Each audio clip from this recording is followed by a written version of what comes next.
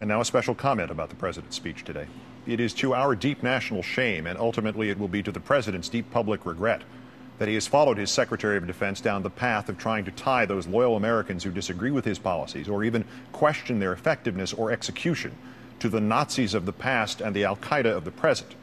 Today, in the same subtle terms in which Mr. Bush and his colleagues muddied the clear line separating Iraq and 9/11 without ever actually saying so, the president quoted a purported Osama bin Laden letter that spoke of launching, quote, a media campaign to create a wedge between the American people and their government.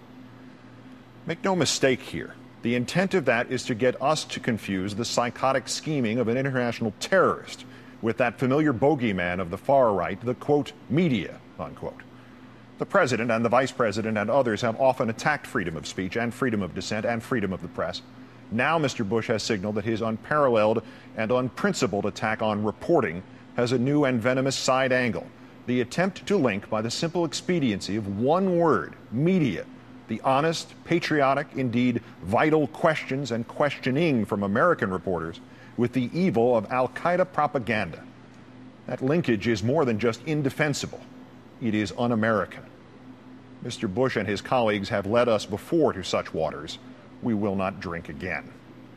And the president's rewriting and sanitizing of history so it fits the expediencies of domestic politics today is just as false and just as scurrilous. A failed Austrian painter published a book in which he explained his intention to build an Aryan superstate in Germany, take revenge on Europe, and eradicate the Jews. The world ignored Hitler's words and paid a terrible price.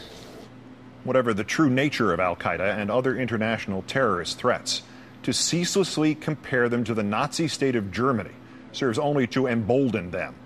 Moreover, Mr. Bush, you are accomplishing in part what Osama bin Laden and others seek, a fearful American populace, easily manipulated and willing to throw away any measure of restraint, any loyalty to our own ideals and freedoms for the comforting illusion of safety. It thus becomes necessary to remind the president that his administration's recent Nazi kick is an awful and a cynical thing.